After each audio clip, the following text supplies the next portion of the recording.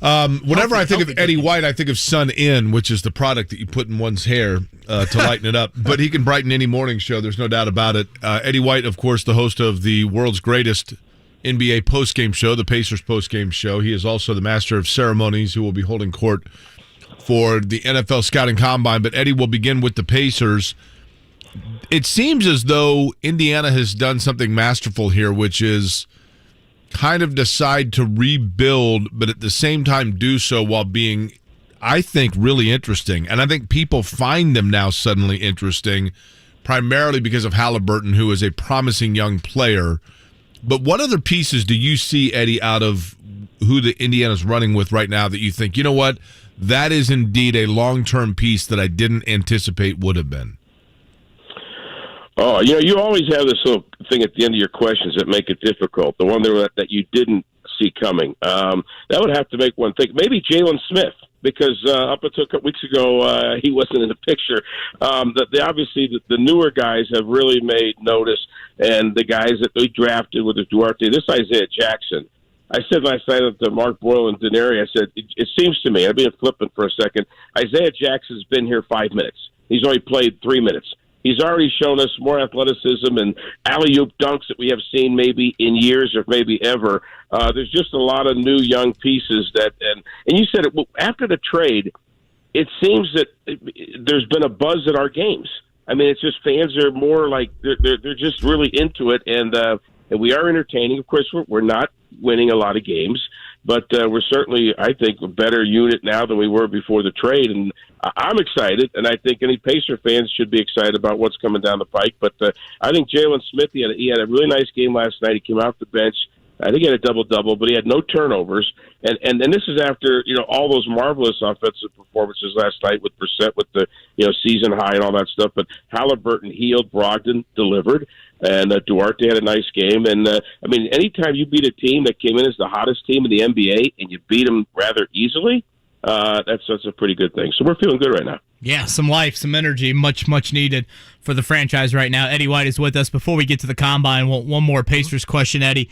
Tyrese Haliburton, I love watching how he plays the game. I think fans of basketball in this state really enjoy that as well. Seems to be kind of a play ahead with his vision and ability to get in the lane, and obviously can stretch the floor. I also feel like he's wired the right way. I don't know if you've had much interaction with them, but do you feel like kind of off the floor he is someone that, could be a mainstay in this market, which is the elephant in the room question when you're talking about NBA teams that are in smaller markets keeping stars?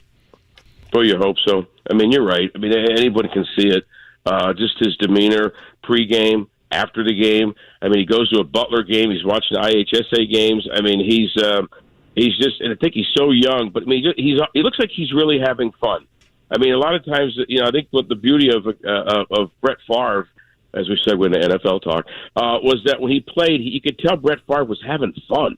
You just have to have fun when you're out there, and Haliburton certainly has fun. And sometimes when you are as good as he is, and you start to show some, success, and the new guys in the locker room are playing with you like for the first time, they get to see that cannot but be infectious and help you. And I think that's part of what happened last night. We lost the game Friday night, should have won, but we got a bunch of those, right?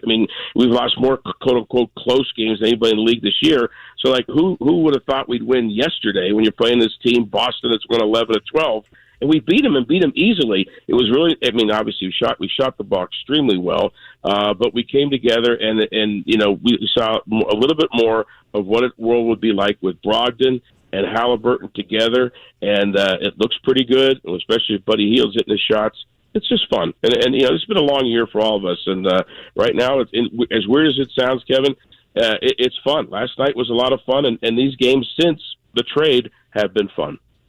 Eddie, I'm going to be the old guy in the room here. Mm-hmm. I was thinking about with the NFL Combine coming, and Eddie White is our guest. You've worked in the NFL, so you know that arena as well. And maybe this is true for the NBA, although it feels to me more prevalent in the NFL. This maybe didn't exist 10 years ago.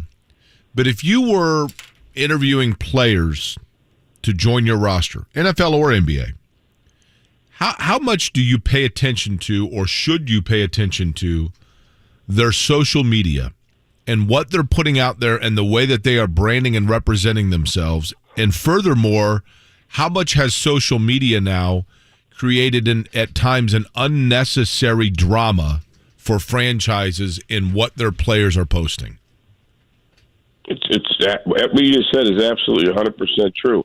I mean, just first of all, the first part of that, the social media, the guys' Twitter, Instagram, what that is, it's just more of looking into their background, what they're like, their character. Remember, Coach Shula used to say, every time I chose talent over character, I got burned.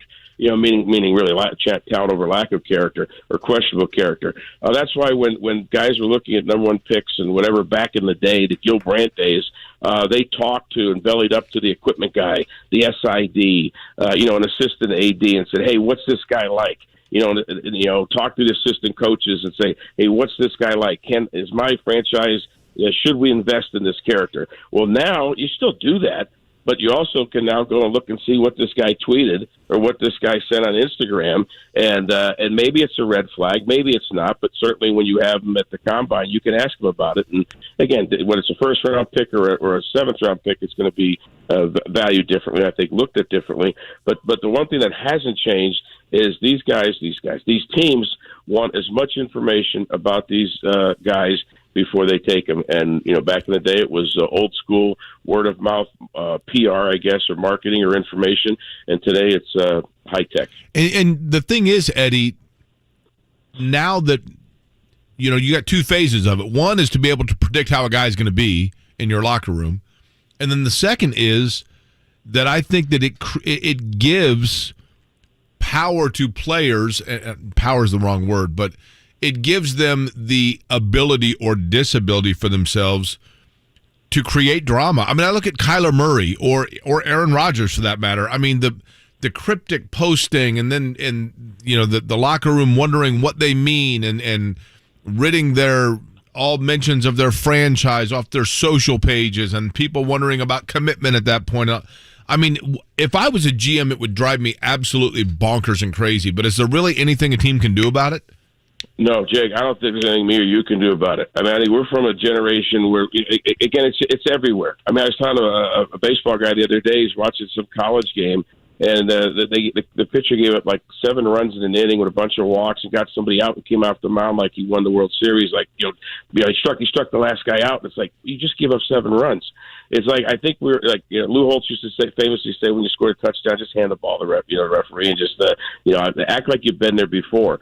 We've lost that as part of the culture. It's like, it's about me. It's about my branding. I mean, a lot of these kids, call them kids, that's what they're into, building my brand. I want to get my shoe deal, whatever. And I think it's everywhere. It's not just in one sport. It's everywhere, and it's made it more difficult on these guys who evaluate the players. But as Gil Brandt said, with all the beauty of the combine and what they get out of it, at the end of the day, you got to try to find out, am I getting a football player? I mean, that's at the end of the day. Am I getting a football player who can help my football team win games? The one and only Eddie White is with us here on the Payless Liquors Hotline. Eddie, obviously all this chatter about is this the last combine, Dallas and L.A., and here in Indy, I should say, Dallas and L.A. entering the mix, and it sounds like there is some possible momentum, mainly from the league, about moving it. If you, and this is obviously a hypothetical, but if you polled the 32 NFL GMs, I think the percentage would be less than 10% that would want to move the combine outside of Indy. What do you think that answer would be? Let me base this answer on this fact, Kevin. I've been going to the combine around, when we were Reebok, we did stuff. My first combine was 1989, okay? It's a long time ago. And was that here? Going since, huh? Yeah. Oh, yeah. It was that here? Yeah. Yeah. And in fact, I think 90 we had a reception up at the top of the Pan Am Plaza for all the coaches like Joe Gibbs and Ditka and Parcells, all those characters. If you polled, I mean, the people the combine is for the head coaches, the assistant coaches, really the scouts, the team personnel, whatever. If you polled them, it's not 90, Kevin. It's 100% would say the only place. And these are the people who should only get the vote. The only place for the combine, the best place for the combine, is Indianapolis for many reasons. The number one, though, is the medical. Nobody can get the medical as quickly and conveniently as downtown Indianapolis, as we have it all as a well-oiled unit right now. The hotels are all downtown. The interviewing process is right downtown. It's easy. And as Coach Hulu used to say, the best thing is that all of the measurables are in the same, remember it was the Hoosier Dome when we first started doing it, and then now it's Lucas Oil. It's all the same. It's indoors. There's no wind factor or something like that for the 40 times or whatever. And it's just, most of the teams are coming. Indianapolis is basically the middle of America, so it makes it kind of equal for all the teams that are coming in. There's no West Coast or East Coast, long trip to be made. And so when you add it all up and you talk to the scouts, and this is where it should be. But everything we know everywhere is about money. So it probably will go. But it should never leave here. And here's the interesting thing. If they go out to Los Angeles, I do believe, we think we saw at the Super Bowl, there's no air conditioning in that building, SoFi, which I believe that's where they're going to have it. So you could have a day with tremendous humidity, maybe not so low humidity. So the 40 times, again, different positions, could be different. I mean, it's what that stadium is going to present is not the equal footing that I think a Hoosier Dome or Lucas Oil would. But there's just a million other reasons why this is the only place it should be. And if you poll the people who this combine is set up for them to do their work, they would unanimously say it stays and should be in Indianapolis in perpetuity. I think to a lot of casual NFL fans, the workouts is, really the only thing they think about with the combine. But you've certainly made your way around downtown a time or two during Combine Week. When that sun goes down, Eddie, what are those conversations around town like between agents, GMs, coaches, etc.? It's the greatest game of liar's poker you've ever seen in your life. That's why I used to laugh whether it's a national quote-unquote insider or one of us, I was one of us locals, everyone's lying. Every coach is lying. Every scout's lying. They're telling this guy, hey, we really think we're going to move up and take this guy. They're all lying. No one's telling the truth. But it is, and there's probably more quote-unquote tampering going on. That's where agents could talk to GMs and players' agents could talk to other players' agents, and it creates scenarios. I mean, it really is like it's almost like an unofficial league meeting. I mean, you got Jerry Jones' bus is always parked right out Prime 47.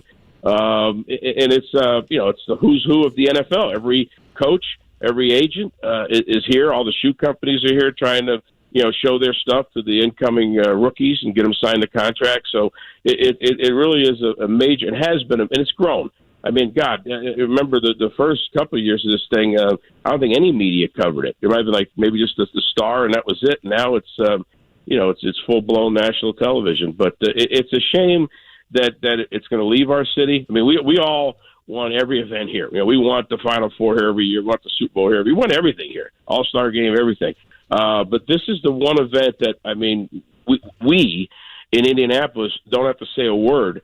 There's a contingent of people outside of our state that believe this event should be here forever. And they believe it just as much as we do. They just don't live there. And that's every scout and every coach in the National Football League. Eddie, for me, Eddie White is our guest. He's on the Payless Liquors guest line. My assumption or observation has been that through the evolution of the Combine, that it's less about actually seeing the physical performance of the players and prospects, because now we have so much tape and so much access and so much, we can get a pretty good idea of it. And it's more about getting a glimpse into the inside of that player, and by that I mean psychologically and then also medically, and summer chapter, basically. Fraternity summer chapter of catching up with coaches from other teams, maybe somebody you might have an interest in joining your staff, but it's more so, it's less X's and O's between the lines than it used to be, and it's more so the peripheral of everything that goes into the game itself than it was, say, 20 years ago. Is that a completely off base assumption? No, I think there's half truths in there. I do agree that there is a lot into that off, the off field stuff we want to get into, whether it's the meetings that they get with the guys or the whole Wonderlic thing. But there's some reason that these guys are so into measurables still. I mean, I used to say to, some of them, like, you have tape of a kid who just played 4 years at Clemson that should be able to tell you he can play football, and you should be able, because of your job, be able to figure it out that, yep, he can play at our level. Why do you now have to go and watch him do 40 times and do these other crazy things? I mean, I don't get it. They tell me you need the measurables. A lot of times some of the stuff you get from the colleges isn't totally accurate. We've seen many heights and weights change. We've seen, usually they average at one person or so. So I've heard some crazy thing. A player has found some ailment in the medicals here that didn't know they had during their collegiate career. Some have saved their lives. So I mean, there's obviously a lot of value in the whole thing. But the one story I got to share with you is, and again, Jake will give me a hard time for dropping a name, which he does. Years ago, I'm playing in a golf tournament. I think it was Ron Jaworski's. I think a lot of people had before 9/18 that you would have the name drop. So you're actually okay, whatever. I'm sorry. That's the world I've worked in, Kevin. Anyway, so I'm playing golf, and our celebrity, this guy Mike Mamula, played for the Eagles. And we're schmoozing on the tee box. And I said, hey, I'm from Indianapolis, Reebok, work for Reebok. And Mike Mamula says, Indianapolis, that's my all-time favorite city. I went, really? Why? He goes, well, it made me a lot of money. And I realized he is the guy. He is the poster child, right? He was one of the first guys to concentrate on the drills that they put you through at the combine and worked at them. And he went from being a decent player at Boston College to being the seventh player taken in the first round by the Philadelphia Eagles. He made a hell of a lot of money. And the thing is, he worked so well on all his drills. They have the different drills that they have for tackle, whether you're offense or defensive tackle. His numbers were number one of all the tackles, offense and defense, at the combine. He was better than Tony Baselli, who's going into the freaking Hall of Fame this year. But Mamula is all combine, and Baselli is all world. But it just shows you that this guy was the example of what you can do when at the combine could be successful for you. It can make you some money. Eddie, I always wonder this, and we'll end with this. Why is that Dallas Cowboys bus always here? Like, you can't tell me Jerry Jones is actually having people ride on that. Like, his scouts are not riding from Dallas on that bus up here at Indianapolis. Like, who in the world is on that bus, and why is it here during Combine Week? It's the Cowboys. I guess he picked that up from Tick Schramm. They're always about marketing, the America's team and all that other stuff. He parks out there for visibility. I mean, I think he's not stupid. I mean, a lot of the national media, the insiders, the NFL Network folks, and ESPN people, and stuff like that, they see it. All the young reporters, they're all like, you know what I'm saying. They see it, and it's just like Jerry wants. I'm the Cowboys, and you're not. And so now I'm laughing. I'm just thinking, if this combine goes to Los Angeles, does he bring his yacht to Los Angeles and park his yacht down by the water? That's the other thing. When you go to a city like Los Angeles, it's going to be so spread out. The inconvenience. Listen, this is a new topic of the combine maybe leaving. This has been talked about for, I think, at least 4 years. And when you talk to the scouts and the assistant coaches and the head coaches, they don't want it. They're like, do you know the logistical nightmare this is going to be? There was talk that one of the cities would have been Chicago. They're like, no, we don't want to go to Chicago because it would be a pain in the neck to get around, to get the medical, to do what we want to do, still go to dinner and get back for meetings at night. They're like, no one wants, and no one who this thing is important to wants it to leave. And that's the fact. I was going to say, this isn't Indy bias here. I think this is a well thought around the entire NFL, no matter what GM you talk to. All right, Eddie, I know it's your Super Bowl, so good luck this week. Hopefully you get some rest, and we'll be listening later tonight. Our coverage begins at 6:30, the Pacers at the Magic. As always, thank you. All right, you guys be good. God bless. That is the one and only Eddie White again on the Payless Liquors hotline.